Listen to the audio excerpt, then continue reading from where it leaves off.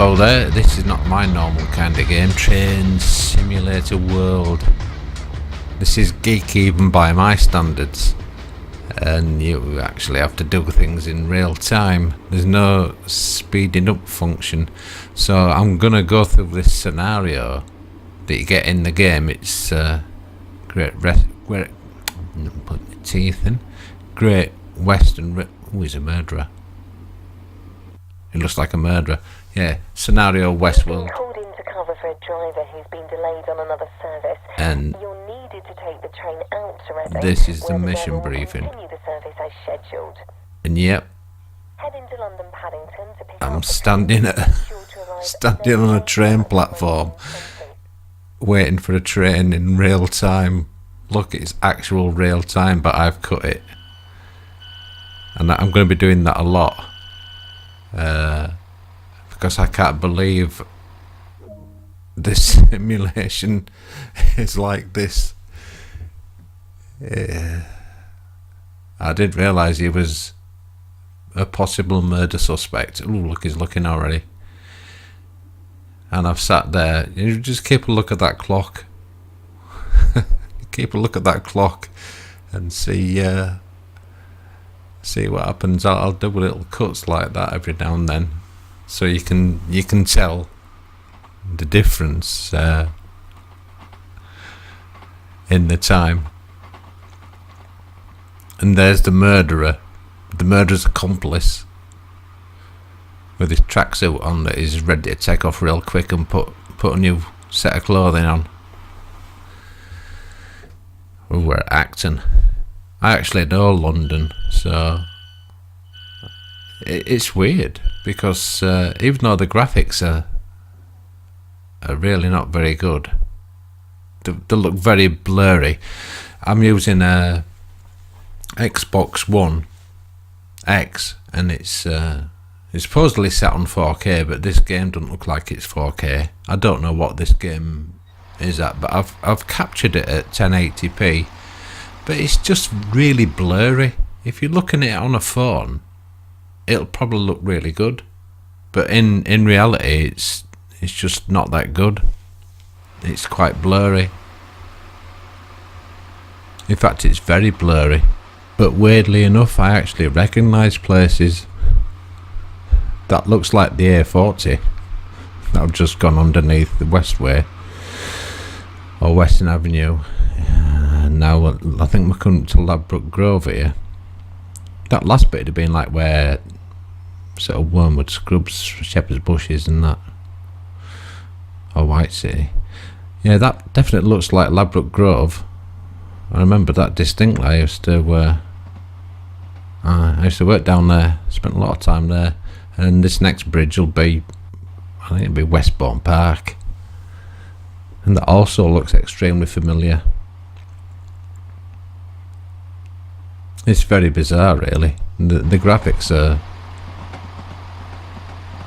serviceable. I don't really mind too much about graphics. Not too much. It would be nice to have perfect photorealistic graphics, and you've got to wonder what they're doing with all the power in these machines that we've got. When you consider what they were doing by murderer's accomplice and murderer. Oh look, it actually makes you run to waypoints. I mean, it's a hardcore simulation and you can't skip time, but it's got collectibles in it, like collect this and collect that. So I don't really think it knows what it's at, or rather the developer should be going down a slightly different route. I like a simulation, but this has made me sit here for 20 minutes basically while the passengers have boarded before I can do anything with the train. I got there at, I think it was 19:10 or 19:15, something like that, and I've literally had to sit there, well, not there, actually in my room, you know, because I'm not actually in the train, it's a simulation, before I can drive the train at all. I mean, that's hardcore. I remember there was a space shuttle game, I can't remember what system it would have been on. It might have been on PC in the late 80s or It might have been on Spectrum or something like, not Spectrum, the Atari ST. But it was a space shuttle launcher, and they used to have this great big machine that carried the space shuttle to the launch pad or something like that, and it just took ages. You know, so it used to crawl at 0.5 mile an hour. And someone I know did that in real time, and basically I think they went to bed, went to work next day, and came back and started the launch mission the day after. And why you would do that, I don't know. But I once did the Indy 500 in real time with on the PC, and I used an aircraft yoke as a steering wheel, and it was a papyrus game. Anyway, I doubt anyone's going to remember that. It's just a bit geeky, and that, I guess that's me. And the object of this game, I think, is just, I don't really know what it is. I mean, it's just simulation, so I guess you're pretending to be a train driver. And it seems that they've got the simulation right, really. Whether it's got good or bad graphics, because I guess you would spend a lot of time moving on the rail network, getting to your train and getting it ready and waiting for passengers to get on and off, or freight to load.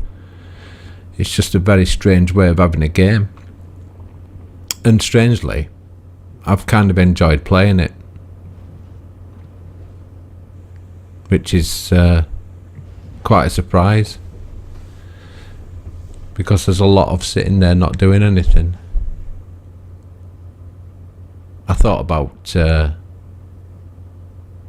maybe buying another console or playing something on the computer, you know, while you're waiting. But I guess that'd defeat the object. If you're halfway through a game of World of Tanks and then you got to drive your train, it's gonna ruin both games, innit? Anyway, I've eventually got to the station, and I hope you've been noticing that the actual time that's been dripping down in real time inside the dial there. And obviously this game's not going to be for everybody, but I just got it I think it's half price. I got it off Xbox Live, and it was £20. There's a few downloadable things for it, and it seems to be quite popular on PC. I've seen a few people doing Let's Plays, and they look like they're dressed as... No, I'm not going to say. But they take it very seriously.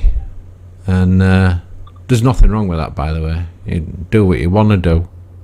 But they're actually complaining about lack of realism and things like that. But then again, you get people that make simulations, and they'll make themselves a cockpit, and they'll make themselves controls, and they'll do all sorts of stuff.